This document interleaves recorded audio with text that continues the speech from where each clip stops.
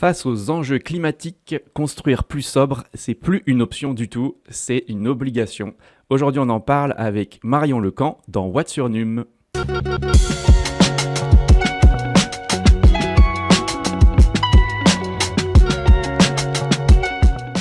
Bonjour à toutes et à tous, bienvenue dans What's Your Num, le podcast d'Art Info sur les métiers du numérique et du design. Aujourd'hui, on va accueillir Marion Lecamp qui est architecte et qui va nous parler de sobriété dans l'architecture. Et pour ce faire, j'ai avec moi mon acolyte du jour qui est Jean-François Piffre, donc qui est formateur TEBDP et Bimode chez Art Info. Salut Jeff. Bonjour, ravi d'être là avec toi pour t'accompagner dans ce podcast. On va parler d'un sujet qui me passionne tout particulièrement, le numérique au service de l'architecture et de la construction durable. Merci à toi Jeff d'être avec nous. On va accueillir tous les deux Marion Lecamp qui est architecte et qui a créé Pix Architecture. Bonjour Marion. Bonjour à tous, merci de m'avoir invité. C'est toujours un plaisir de pouvoir partager mes connaissances. Ton agence, donc Pix Architecture, est située à La Flèche. On va en parler plus en détail, mais dans un premier temps, ce que j'aimerais, Marion, c'est que tu nous parles un petit peu de ton parcours, parce qu'on a affaire ici chez Art Info à des étudiants, à des apprenants. Donc voilà, ton parcours, qu'est-ce qui t'a amené à créer Pix Architecture au bout du compte? Alors, moi, à la base, j'ai réalisé des études en architecture, tout ce qui est de plus classique. Donc, je suis rentrée en école d'architecture à Rennes, à l'ENSAP de Rennes, il y a longtemps maintenant. Pour le coup, donc, j'ai fait mes études à Rennes, où Rennes est réputée pour être une école d'architecture qui est déjà très sensible à l'environnement. Et du coup, c'est vrai qu'en Bretagne, on est très ouvert à l'environnement d'une manière générale. Et je pense qu'ils étaient assez en avance déjà quand j'ai fait mes études sur ces sujets-là. Donc ça m'a déjà amené à l'époque à avoir cette sensibilité. Moi, je pense que de par aussi ma propre famille, cette sensibilité à l'architecturale et cette sensibilité environnementale, elle est venue très tôt parce que je me souviens qu'étudiante, alors que j'étais étudiante à Rennes et que ma famille vivait au Mans, je ramenais mes ramettes de papier pour les mettre à la récup au Mans, parce qu'au Mans, à l'époque, était une ville pilote dans les démarches de recyclage. Et donc, j'avais certainement plein d'autres choses à ramener de Rennes, mais ce que je ramenais, c'était mes ramettes de papier pour qu'elles soient mises au recyclage. Donc, c'était déjà un sujet qui, pour moi, était hyper sensible et qui m'interpellait particulièrement. Ça, c'est voilà, une petite anecdote, mais du coup, ça donne un peu l'état d'esprit, je pense. Il y avait déjà une graine, quoi. Ah ouais. Il y avait déjà une vraie sensibilité et une approche environnementale qui pour moi était, voilà, j'étais très sensible aux animaux d'une manière générale, j'étais très sensible à mon environnement, à l'environnement extérieur. Je vivais dans un tout petit appartement et pour le coup, l'extérieur me manquait énormément. Et donc c'est vrai que j'avais déjà cette sensibilité et cet intérêt pour le rapprochement entre l'architecture et son environnement. Et justement, à l'école d'architecture à Rennes, on nous apprenait que l'architecture ne se fait pas sans tenir compte de cet environnement. Donc, très tôt, ça avait vraiment été très tôt ancré dans mes apprentissages. Suite à ça, donc après mes études, j'ai un peu bourlingué. J'ai fait des études, j'ai travaillé quelques temps à Paris. J'ai travaillé dans une agence nantaise. J'ai connu diverses tailles de structures. Qui m'ont permis, moi, de me rouler un peu ma bosse et puis d'apprendre, découvrir un peu le métier sous différentes formes et avec différents types de structures. Et puis, j'ai pu faire mes premières armes dans l'ossature-bois avec l'agence qui était donc à Chaland. Qui m'a permis ensuite, quand je suis revenue en Sarthe, en me disant, finalement, l'herbe, elle n'est pas plus verte ailleurs. Je suis rentrée dans une agence qui donc a précédé la création de l'agence Pix, celle de mon ancien employeur, Monsieur Corvézier. Et Monsieur Corvézier a été mon mentor et c'est lui qui m'a vraiment appris à sensibiliser les autres à l'environnement, à sensibiliser les autres à l'écologie, avoir une approche qui soit vraiment environnementale. Et pour le coup, donc l'agence Pix a pris ensuite le relais, c'est-à-dire quand Monsieur Corvézier est parti à la retraite, on avait déjà des démarches qui étaient très engagées sur le plan de projets ossature-bois, de projets environnementaux, et pour le coup, on a essayé de pousser les choses encore plus loin avec la création de Pix Architecture. Ok. Donc, Marion, chez Pix, quel type de projet réalises-tu le plus souvent? On sait que c'est orienté sobriété des bâtiments, donc vers quel type de projet tu t'orientes? Alors à l'agence, on fait tout type de projets. Effectivement, nos projets sont essentiellement orientés vers les projets environnementaux, mais on fait de tout. On travaille aussi bien en marché public qu'en marché privé. Euh, Ça va de la petite extension de maison jusqu'à l'immeuble d'habitation. Et pour le coup, on peut aussi effectivement travailler avec les collectivités locales où on va faire des mairies, des salles des fêtes, travailler sur des écoles. On a vraiment deux tendances principales. On peut aussi bien travailler sur de l'architecture neuve. Maintenant, ça devient plus rare. Ça peut arriver, mais ça devient plus rare. Et on travaille aussi beaucoup sur de la rénovation énergétique, puisque la rénovation énergétique nous permet aujourd'hui, entre autres, de travailler sur des bâtiments existants et donc d'améliorer cette notion de bas carbone et de sobriété environnementale. Ouais, de pas forcément aller construire du nouveau, du neuf, mais d'utiliser ce qui existe et de l'améliorer. C'est aussi ça la sobriété, je pense. Exactement, c'est-à-dire que on part du principe que des bâtiments existants peuvent aussi être intéressants pour les réexploiter. On a un parc immobilier en France qui est énorme, avec beaucoup de bâtiments qui sont soit inutilisés, soit totalement inoccupés. Et pour le coup, ces bâtiments-là ont un intérêt et on peut les réutiliser, les réexploiter pour en faire quelque chose, soit quelque chose d'autre, soit pour un même usage, en l'améliorant, en le mettant aujourd'hui au goût du jour, entre guillemets, en le mettant aux normes et en faisant en sorte que ces bâtiments répondent à des exigences et des besoins environnementaux qu'on a aujourd'hui. Et est-ce que tu peux nous parler d'une réalisation que toi tu apprécies et que tu es particulièrement fier? Il y en a un particulièrement qui me tient à cœur et qui, je pense, tient à cœur à toute l'équipe de l'agence. C'est le premier projet qu'on a réalisé en ossature bois et isolation paille, qui s'avérait être l'un des tout premiers projets réalisés pour un ERP, un établissement recevant du public, en Sarthe, après le collège de Mamers. Donc on a vraiment été précurseur sur la construction paille en Sarthe. Et pour le coup, pour nous, c'était un projet qui était hyper important parce que il colle totalement avec nos valeurs. On en est d'autant plus fiers qu'on a pu. Donc ça, c'est un projet qui date de 2019, enfin qui a été réalisé et achevé en 2019, et on a pu là, il y a très récemment, finaliser une extension de ce bâtiment. C'est une maison de santé donc qui est à Vilaine-sous-Malicorne et qu'on a donc pu construire avec ce procédé-là, qui a des valeurs environnementales vraiment très importantes, avec une très faible consommation de chauffage, avec un bâtiment qui est extrêmement bien isolé, qui apporte énormément de confort d'été. Pour le coup, la maison de santé en soi, elle fait un carton. Les médecins et les professionnels de santé qui y sont installés s'y sentent vraiment très bien, d'où le fait qu'on ait réalisé une extension parce qu'effectivement, le bâtiment en soi était vraiment super intéressant et ils s'y sentent vraiment très bien. Donc, je pense que c'est une de nos plus grosses fiertés, ouais.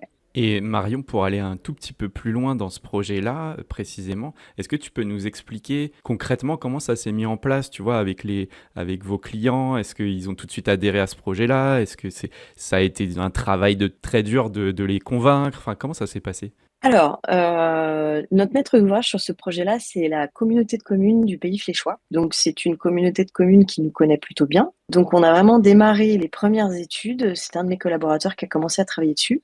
Et déjà à l'époque, on avait une orientation et je cherchais à prendre des orientations environnementales encore plus poussées que ce qu'on faisait avec l'agence de Monsieur Corvézier. On réalisait des projets ossature bois de longue date avec des matériaux biosourcés, mais on n'avait encore jamais réalisé de projet paille. Et donc, c'est au sein de l'équipe. Je saurais pas dire si c'est Monsieur Corvézier ou moi ou voilà qui avons proposé ce sujet-là, mais effectivement, on s'est dit tiens. Poussons les choses plus loin et essayons d'aller encore vraiment plus loin dans notre démarche environnementale en proposant un bâtiment qui soit vraiment avec un bilan carbone qui soit le plus bas possible.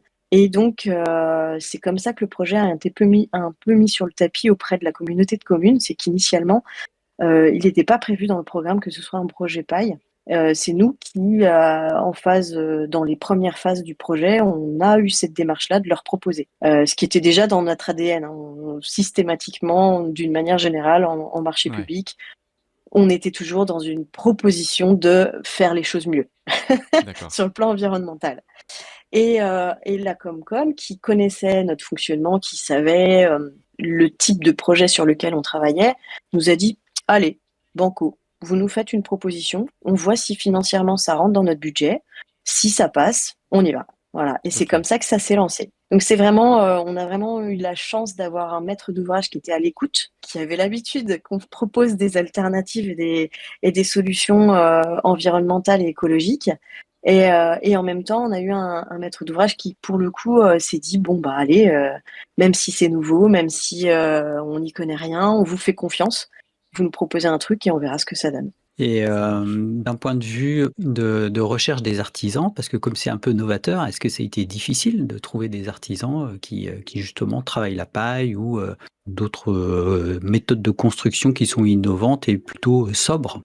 Alors, oui et non. On était à une période où il n'y avait pas encore beaucoup de charpentiers qui étaient spécialisés dans la paille, en tout cas qui n'avaient pas encore ces compétences-là. Donc il a fallu qu'on borde effectivement l'appel d'offres quand on a travaillé sur ce projet-là, en se disant: «Bon, bah, voilà, là, il faut qu'on fasse super gaffe. Il faut absolument que sur le plan assurantiel, l'entreprise qui va réaliser et poser les bottes de paille, elle soit habilitée, qu'elle soit, formée».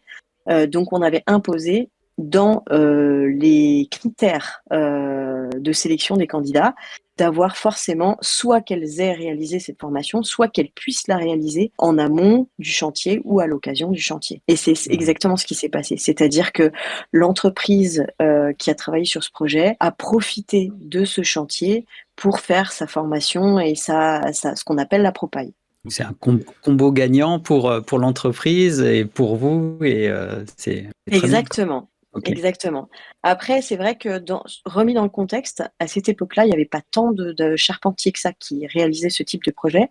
On a eu des charpentiers qui étaient très intéressés parce que justement, ils n'avaient pas encore ces compétences-là. Et pour eux, ça pouvait être une vitrine, ça pouvait être un projet qui pouvait leur servir de référence pour ensuite faire d'autres types de projets de ce type-là. Sachant qu'on était très ouvert et qu'on laissait la porte ouverte à des charpentiers qui n'avaient pas forcément ces connaissances-là, bah, ça leur permettait aussi de se dire, bon, bah voilà, on n'a pas l'obligation de fournir des références dans ce domaine-là, donc c'est un chantier qui pour nous peut être vraiment d'autant plus formateur. Et Ok. actuellement, c'est plus simple de trouver des artisans? Qui sont capables de poser de la paille, oui.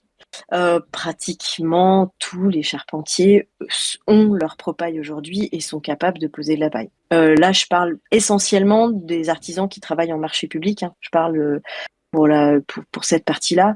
Marché privé, ça va être un peu plus délicat parce qu'on est sur des structures souvent qui sont plus petites, mais c'est plus simple parce qu'en marché privé, on peut s'adapter. Donc, à partir du moment où les artisans vont se former à l'occasion de ce chantier-là, nous, il n'y a pas de sujet, enfin, il n'y a pas de souci. Mais la plupart des grosses structures, des gros charpentiers du secteur, que ce soit en Mayenne, en Sarthe, en Maine-et-Loire ou dans les départements alentours, ils ont tous leur propaille, ils font tous de la paille. Avant de passer à la partie sur les outils numériques que tu peux utiliser, je voulais juste qu'on approfondisse ce sujet des techniques que vous utilisez parce que là on parle de la paille, mais je sais qu'il y a quelques temps tu étais intervenu chez Arinfo, tu avais parlé aussi des enduits terre, si je me trompe pas. Est-ce que tu peux nous faire un peu l'éventail de ce que vous mettez en place aujourd'hui et qui est un peu une signature de ce que c'est que l'architecture durable ou l'architecture sobre? Vaste sujet. Pour le coup, on va réaliser des projets. Alors, on part du principe que on va toujours être dans la recherche de réduire notre bilan carbone.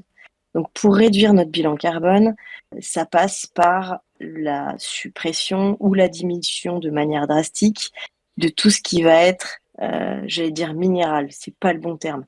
On va essayer de réduire la fabrication des bétons, on va essayer de réduire tous les matériaux qui vont avoir un bilan carbone qui va être soit mauvais, soit moins bon. Et si on cherche vraiment de la performance, on va automatiquement s'orienter vers de l'ossature bois. Donc c'est vrai que pour nous, travailler sur de l'ossature bois, c'est la base. Ensuite, pour justement améliorer le bilan carbone et puis améliorer le projet sur le plan environnemental, les matériaux biosourcés d'une manière générale sont plus intéressants que des matériaux qui vont être fabriqués industriellement ou qui vont avoir plus de transformation. Donc on va chercher plutôt des matériaux biosourcés d'une manière générale, comme je disais.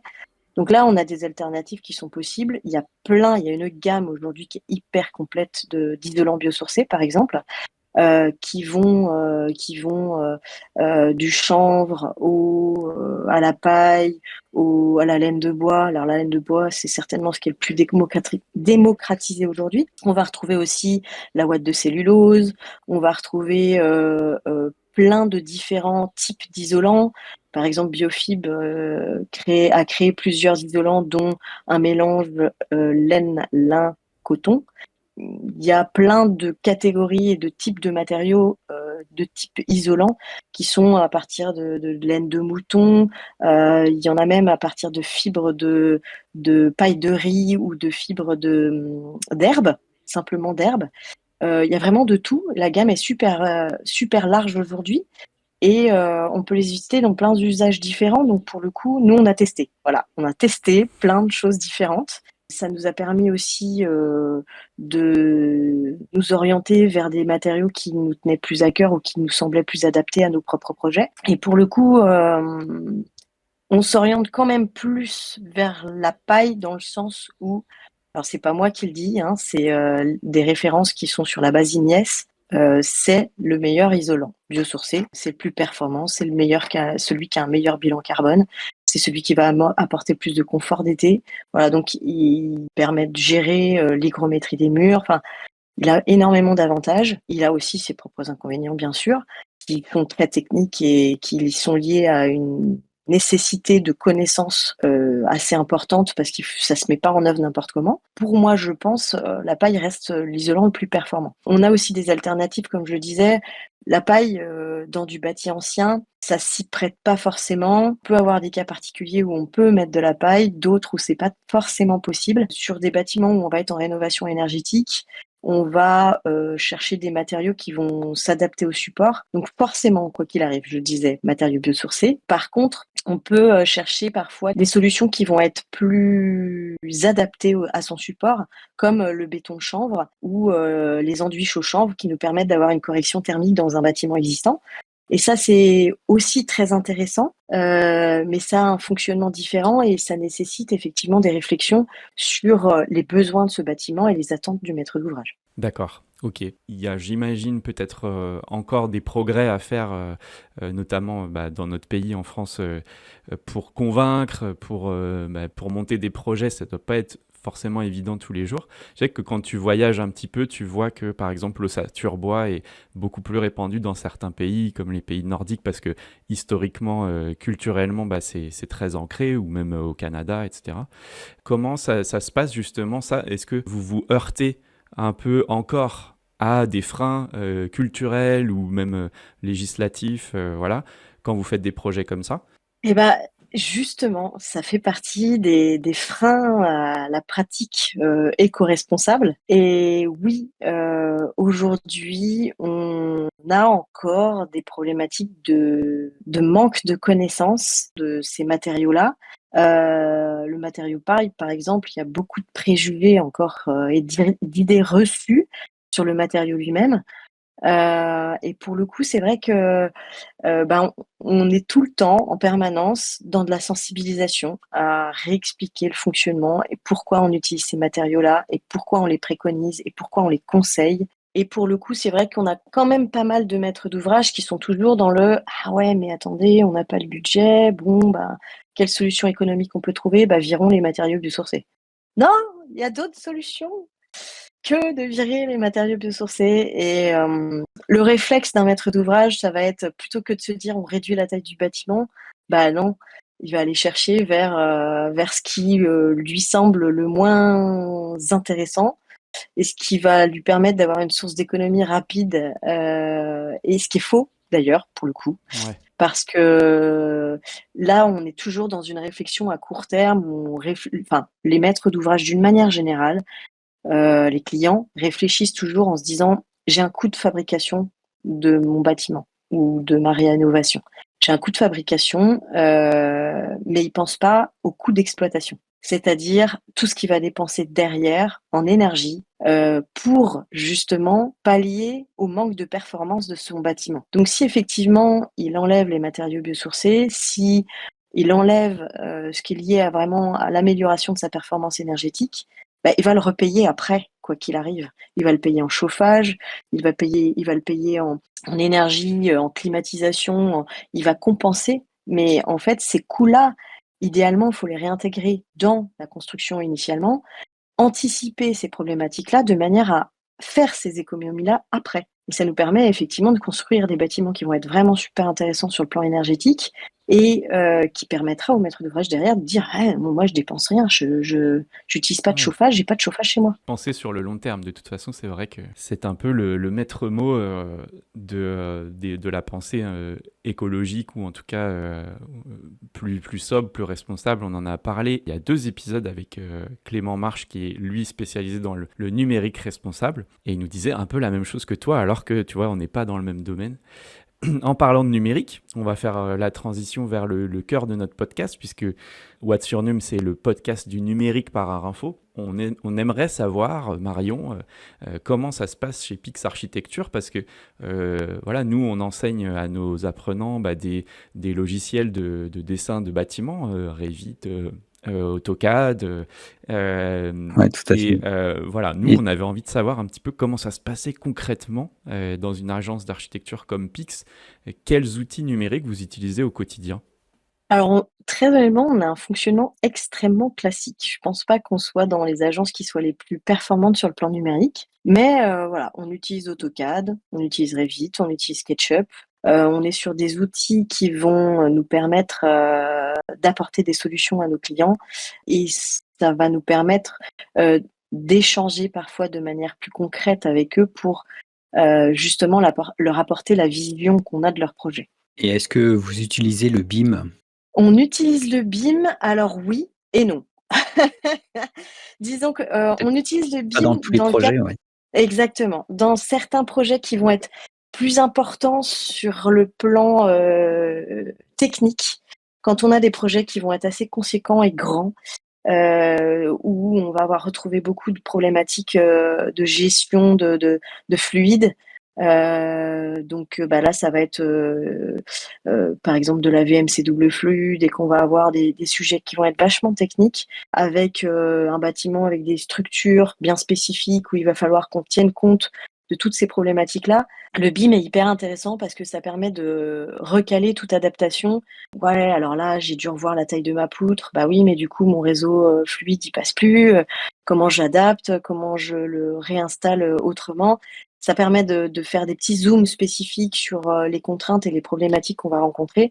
Ça, c'est sur ce plan-là, c'est très facilitateur. C'est vraiment très facilitateur. A contrario, on a aussi des contraintes que le BIM ne peut pas résoudre et pour lequel on va repasser à la main. Pour des trucs tout bêtes, mais par exemple, quand je suis en train d'échanger avec un client en direct sur une problématique, je vais faire un petit croquis-barre à main levée, je vais lui dessiner une petite 3D comme ça en 2 secondes sur un bout de papier pour qu'il puisse visuellement comprendre quelle est la problématique, ce qui serait plus difficile à mettre en place avec un outil numérique. Parce qu'effectivement, faut ressortir l'ordi, ou alors faut ressortir la tablette, faut tout de suite, si on est équipé, c'est le cas pour certains. Si on a une petite tablette, va pouvoir effectivement passer par l'outil numérique, mais ça revient au même que si on le dessinait sur papier. Mais effectivement, je trouve que parfois, il y a des limites que le numérique ne pourra pas prendre en compte, notamment par rapport à certaines notions, je pense au bâti ancien. Le bâti ancien, quand on est vraiment sur des murs qui ont plusieurs siècles, les murs sont pas droits, ils sont pas réguliers.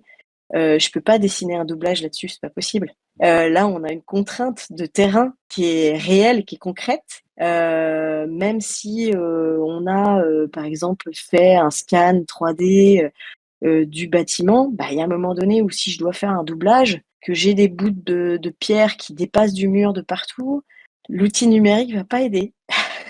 Là où par contre, bah, concrètement, on arrive sur le terrain, on regarde avec le maçon, bon bah voilà, ici j'ai telle problématique, le plaquiste il dit oui, mais moi je peux pas faire comme ci, comme ça.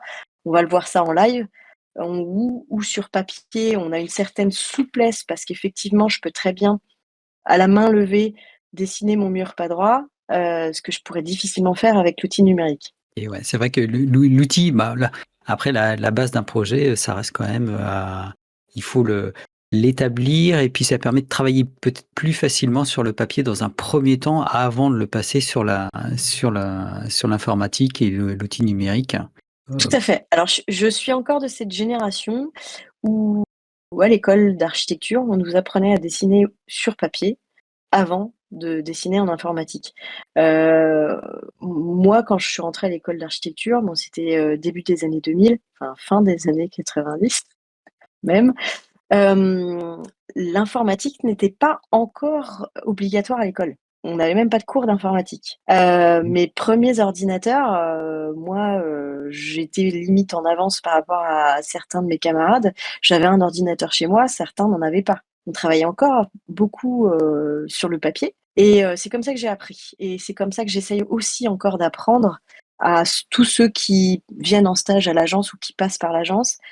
Pour moi, c'est essentiel, je pense. L'avantage du crayon, c'est que on peut réfléchir à un concept, réfléchir à un projet dans sa globalité, sans devoir tout de suite rentrer dans le détail. L'inconvénient du numérique, l'inconvénient d'AutoCAD, par exemple, tout simplement, c'est que si on rentre pas tout de suite dans la réflexion du ah ouais, alors quelle va être la composition de mon mur? Donc là, je suis obligée de mettre 40 centimètres d'épaisseur. Ouais, mais là, de quoi ça va être constitué? Parce que si je le dessine pas tout de suite, bah du coup, il va falloir que je le redessine plus tard.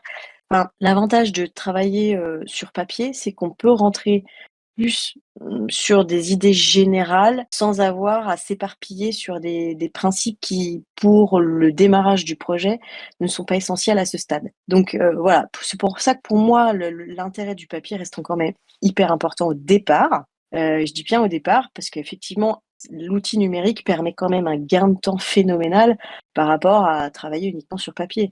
Moi, je me souviens de l'époque où on grattait les calques parce qu'il fallait apporter des corrections. Là, aujourd'hui, avec l'outil informatique, pof, on enregistre son fichier, hop, on passe au fichier suivant, on refait des modifications dessus. Si on veut revenir en arrière, pof, on revient au fichier précédent. Enfin, ça va très très vite et ça, c'est cet avantage-là. Oui, puis moi je voulais savoir, tu sais, par rapport à votre spécificité à vous chez Pix, sur l'environnement, est-ce que par exemple, le Revit inclut des calculs d'impact carbone, par exemple? J'utilise pas Revit dans ces outils-là, pour le coup, moi, je travaille beaucoup avec des bureaux d'études fluides extérieurs qui, eux, vont avoir les outils spécifiques pour faire les méthodes de calcul, pour faire des calculs spécifiques, notamment par rapport à tout ce qui est réglementation environnementale. Mais on a effectivement des contraintes spécifiques parce que, par exemple, sur un projet construction paille, il faut pouvoir faire des calculs en maîtrisant tous les éléments de la paroi. Donc moi, je vais faire mes petits calculs à main levée, vérifier si ça fonctionne ou pas. Mais tout ce qui va être notion liée au bilan carbone général, c'est effectivement des calculs qui sont un peu plus compliqués que le bureau d'études va faire. Je me souviens que tu nous avais un petit peu parlé, enfin, tu avais parlé à des apprenants du travail d'expérimentation que vous aviez pu faire sur des enduits, par exemple, avec tout un tas de petits carrés de tests pour connaître, pour voir comment ça séchait, etc. Est-ce que tu peux nous parler de cette expérience-là? Oui, bien sûr. Alors, l'intérêt de travailler avec des matériaux géosourcés, comme la terre par exemple, nécessite un certain nombre de protocoles parce que la terre, bah, elle a une composition qui lui est propre à chacune de ses localisations. Ici, elle va être plus forte en argile, à tel endroit, il va y avoir plus de sédiments dedans, plus de sable. Donc, elles vont pas avoir la même tenue, elles vont pas avoir la même réaction. Et pour le coup, il faut des dosages bien précis pour pouvoir réaliser des enduits terre. parce que effectivement, on doit tenir compte de toutes ces problématiques-là, c'est-à-dire l'élasticité du matériau, sa capacité à résister aux températures, à résister, enfin plutôt pas aux températures, mais aux changements météorologiques, à être en capacité de justement absorber l'air ambiant. On est sur un matériau qui est vivant, et ce matériau qui est vivant, il a forcément sa propre spécificité en fonction de l'endroit où on va le ramasser. Donc si effectivement on cherche à prendre de la terre locale, cette terre locale, elle va être hyper intéressante, mais pour le coup, il va falloir faire des tests pour savoir dans quelle mesure on peut l'utiliser brute, ou alors en apportant d'autres matériaux à l'intérieur pour faire en sorte qu'elle puisse être mise en œuvre dans un bâtiment. Donc pour éviter qu'elle fissure, pour éviter que on ait des problématiques liées à un support qui tiendrait pas, voilà. Et donc on fait des essais, des petits tests. Donc on va sur site faire des essais en ajoutant par ici plus de sable, par là plus d'eau. On va tester directement sur le mur, on va laisser sécher plusieurs jours pour voir le résultat, pour ensuite choisir l'enduit qui sera l'enduit définitif. Alors ça, ce sont pas des connaissances, qu'on va dire, qui sont récentes. On a des connaissances ancestrales sur le sujet, il a fallu les retrouver parce qu'on a, fut un temps, perdu ces connaissances-là. Et petit à petit, on est en train aussi de les adapter à la façon de construire aujourd'hui ou à la façon de rénover aujourd'hui. Parce qu'effectivement, quand on rénovait avant les années 50, on se posait pas de questions. C'était l'ancien du secteur qui connaissait, qui savait, qui faisait passer son propre savoir à son apprenti qui lui-même apportait cette connaissance-là à un autre. Et pour le coup, les bâtiments étaient construits en tenant compte du savoir-faire ancestral. Aujourd'hui, il faut retrouver ce savoir-là, et puis il faut aussi pouvoir s'adapter, comme je le disais, parce que on va pas forcément utiliser les mêmes supports que les supports de bâtis anciens qu'on utilisait à cette époque. Voilà, donc on adapte, et pour le coup, c'est hyper intéressant parce que ça permet aussi d'échanger sur site avec les clients, avec les usagers. Ça permet pour certains parfois de mettre la main à la pâte, de se dire qu'ils participent aussi à leur propre projet. Et ça, c'est super intéressant et super enrichissant pour tout le monde. Ok, donc on va pouvoir continuer. On va aller tout doucement vers la dernière partie de notre podcast et parler un tout petit peu d'avenir. Je pense que la première chose que j'ai envie de te demander, c'est de nous dire si tu penses qu'en termes d'évolution de l'architecture sobre à ton échelle sur ce genre de construction, etc., est-ce que tu vois une évolution? Est-ce que tu as de l'espoir? Est-ce que ça avance à l'avenir, là? Comment tu vois évoluer tout ça? Alors, faut savoir que en France, on est quand même assez dynamique sur la démarche environnementale. Il y a quand même beaucoup de secteurs géographiques en France où c'est un sujet qui interpelle plein de gens. On est pour certaines zones très en avance sur le fonctionnement et sur la mise en place justement de matériaux biosourcés tels que l'isolation paille. Et je pense que la France et certaines associations au sein de la France sont assez motrice dans ce sens-là. Après, c'est vrai que il y a toujours une démarche de sensibilisation. Il faut poursuivre cette démarche de sensibilisation. Moi, je me disais, il y a maintenant plus de 10 ans, c'est bon, dans 10 ans, ça sera bon. Tout le monde sera au courant, tout le monde sera sensibilisé, tout le monde aura pris en compte ces sujets-là. Et la réglementation avance doucement. Il y a des choses qui se mettent en place qui permettent aujourd'hui, qui imposent même d'ailleurs aujourd'hui aux maîtres d'ouvrage, notamment maîtres d'ouvrage publics, de mettre en œuvre des matériaux biosourcés. Ce qui fait que la démarche vient de plus en plus, effectivement. Pour moi, c'est trop lent, mais ça ne tient qu'à moi. Et puis, par contre, est-ce que la démarche va se généraliser? Je ne suis pas sûre. Je suis pas sûre dans le sens où on aura toujours besoin qu'il y ait certainement une forme d'industrialisation pour certains sujets qui sont vraiment spécifiques. On a aujourd'hui des contraintes qui sont de l'ordre du fonctionnement de notre société qui fait que ce n'est pas aujourd'hui possible. Je dis pas que ça va pas l'être à l'avenir. Moi, je suis plutôt optimiste et je pense que il y a quand même beaucoup de gens pour qui c'est important et qui ont ces valeurs-là. Donc il y a des solutions, il en existe. Probablement qu'il va y en avoir des nouvelles qui vont sortir. Il y a des techniques qui sont mises en place de plus en plus. Par exemple, aujourd'hui, en paille, on n'est plus uniquement sur de la pose de bottes de paille traditionnelles. Il existe d'autres solutions. Je pense notamment à Copano qui propose des panneaux paille préfabriqués entre guillemets, où on peut poser ces panneaux en doublage. Je pense aussi à la paille hachée, qui est une autre solution de mise en œuvre. Il existe plein de techniques différentes qui se multiplient. Il y a plein d'ouvertures vers d'autres modes de construction. Et pour le coup, je pense que il faut rester ouvert et de se dire qu'on va s'en sortir, on va y arriver, on va pouvoir mettre des choses en place.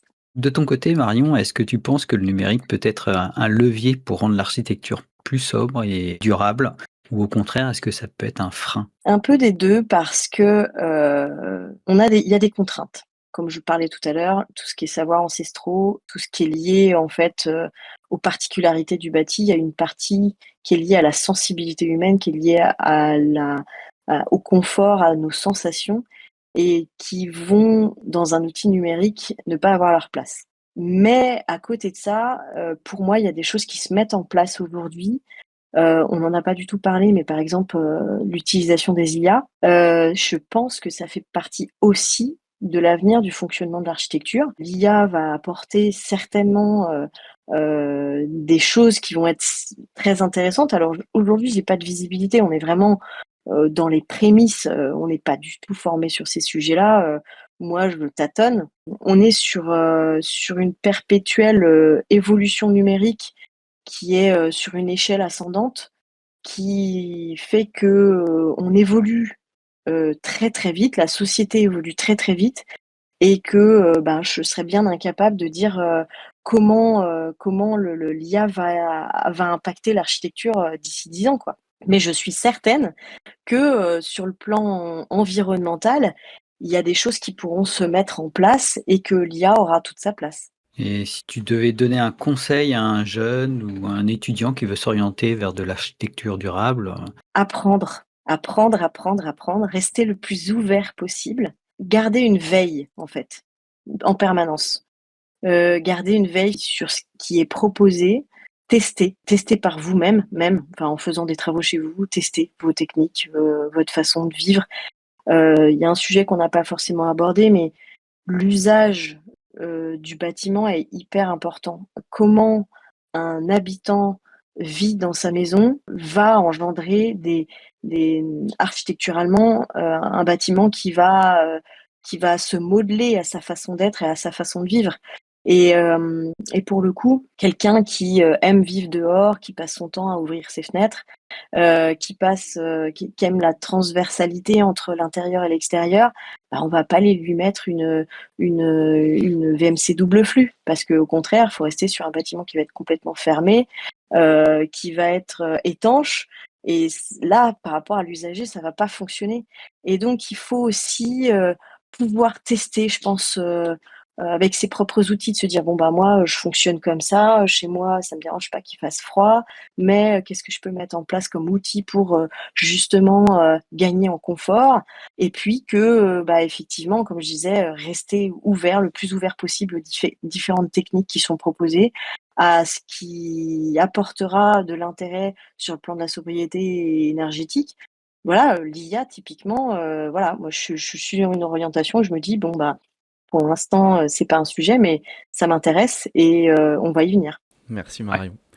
Juste avant d'aller vers la conclusion, c'était pas vraiment prévu, mais est-ce que tu pourrais nous dire si tu as des références architecturales que tu as en tête un peu tout le temps ou que tu vois je sais pas, des architectes célèbres ou pas forcément d'ailleurs, mais qui te guident un peu dans tes choix? Alors honnêtement, je pourrais pas donner de nom parce que, je m'attache pas, en fait, je suis très sensible aux techniques qui vont être utilisées, mais j'essaye de ne pas me fermer, de me mettre des œillères. Donc même si je peux être attachée à une agence d'architecture et à ce que cette agence d'architecture réalise, je vais pas m'attarder sur ces projets-là forcément, dans le sens où je cherche à toujours m'ouvrir le plus possible et me dire que c'est pas parce que lui, il utilise une technique qui est proche de la mienne ou auquel je vais être sensible, que ça veut dire qu'il faut forcément que je m'oriente vers des choses qui vont tendre vers ce que eux font.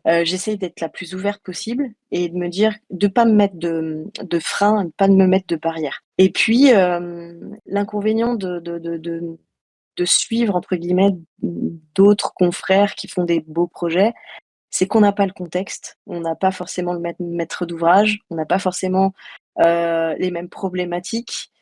Tout projet en architecture est différent. Il n'y en a pas un qui se ressemble. Ils ont tous leur propre environnement, ils ont tous leur propre synergie. Cependant, je peux rebondir sur un sujet parce que je sais que à la fin de vos interviews, vous proposez que la personne puisse proposer une sortie culturelle. Là, en l'occurrence, j'en ai une à vous conseiller parce que pour moi, un bâtiment, ça se construit pas uniquement avec une architecture, ça se construit avec son environnement. Et son environnement, ça passe aussi par la végétation qu'il y a autour. La sobriété énergétique, je pense qu'aujourd'hui, passe aussi par des aménagements extérieurs. Et justement, tu vois, ça me permet de rebondir là-dessus, parce que moi, la proposition que je voulais vous faire sur le plan culturel, c'est une conférence qui est organisée par le CAUE, la Sarthe, qui va être proposée par Gilles Clément, qui est un paysagiste assez reconnu en France, qui a fait de nombreux projets et hyper intéressants. Et c'est quelqu'un que j'ai suivi, que je suis depuis très longtemps, depuis vraiment que je suis étudiante, et qui m'a justement ouvert sur ce côté intérêt entre ce que peut apporter l'environnement, ce que peuvent apporter les plantes à un bâtiment. Et pour le coup, il propose des sujets qui sont hyper intéressants, et notamment cette fameuse conférence. Donc là, en l'occurrence, une conférence sur l'arbuste et le paysage, qui est donc proposée par le CAUE prochainement, là, le 30 octobre prochain, qui va être à la Maison des Arts à Allonne, à 18h30, je crois. Et donc, il y a une présentation d'un ouvrage de Pascal Prieur pour la taille raisonnée des arbustes. Et ensuite, il y a cette fameuse conférence. Je ne sais pas si pour nos auditeurs qui ne sont pas en Sarthe, il y aura un replay de cette fameuse conférence du CAUE de la Sarthe, mais on essayera de se renseigner et si c'est le cas, on mettra les infos dans les commentaires du podcast. Ouais, non, mais je suis tout à fait, je rejoins tout à fait Marion là-dessus. Un bâtiment, quelque part, quand on commence un bâtiment, si c'est quelque chose de neuf, eh bien, on part depuis un champ et on l'introduit dans un environnement et ça peut être vraiment une verrue au milieu d'un champ et si on gère aussi l'environnement qui est autour du bâtiment, bah, on le fait s'intégrer dans son environnement et c'est important, c'est très important. Bah, aujourd'hui, effectivement, il y a beaucoup d'écoles qui reviennent sur ces sujets-là. On est en train de supprimer les enrobés, de les limiter au maximum, d'apporter un maximum de végétation, de permettre à l'eau aussi de circuler de manière plus saine, plus intéressante, parce que il y a aussi ces notions d'absorption des sols. On est dans une réflexion sur le zéro artificialisation, avec des objectifs qui vont vers justement cette démarche de l'été, quand on habite en ville, qu'est-ce qu'on peut faire pour réduire les températures qui sont de plus en plus élevées. Ça passe par de la végétalisation, ça passe par de la débitumisation, ça passe par tenir compte de cet environnement. Et pour le coup, ça devient vraiment un sujet d'ensemble et plus juste un bâtiment qu'on construit et qui est posé là à un endroit où on ne tient pas compte de ce qui se passe autour. Très bien, super, merci Marion en tout cas pour toutes ces belles perspectives que tu nous offres, parce que voilà, réfléchir un bâtiment dans son environnement, dans une globalité avec les impacts, les conséquences qu'il peut avoir lui sur son environnement et que son environnement peut avoir sur lui. Donc c'est vraiment une espèce d'échange comme ça, c'est super intéressant. Je pense que ça va donner à réfléchir à nos apprenants. Vraiment un grand merci à toi d'avoir été avec nous dans What sur Num aujourd'hui. Vous pouvez retrouver, je pense, alors peut-être tu vas nous en dire plus sur comment on peut te retrouver, mais moi je sais que j'ai relevé donc évidemment votre site internet pix-architecture.fr sur lequel on peut retrouver des réalisations, etc. Peut-être que tu as aussi des réseaux sociaux que tu peux nous partager ou... Tout à fait. On est aussi sur Instagram et puis on est aussi sur Facebook et sur LinkedIn. Donc LinkedIn, ça va être sur mon compte personnel, donc Le Camp Marion. Et puis sur Instagram et puis Facebook, on a un compte Pix Architecture. Ça marche. Je vous invite à aller voir tout ça, à vous ouvrir encore une fois. C'est un peu le maître mot à chaque fois, à chaque épisode de What sur Num. Je remercie énormément Jean-François aussi d'avoir été là avec son expertise technique et puis d'avoir pu poser des questions comme ça pertinentes à Marion. Voilà, un énorme merci encore Marion. Je te souhaite plein de bonnes choses. Merci à vous. On vous retrouve tous pour le prochain épisode de What sur Num. On verra qui sera avec nous. Voilà, mystère. À bientôt. À bientôt. À bientôt.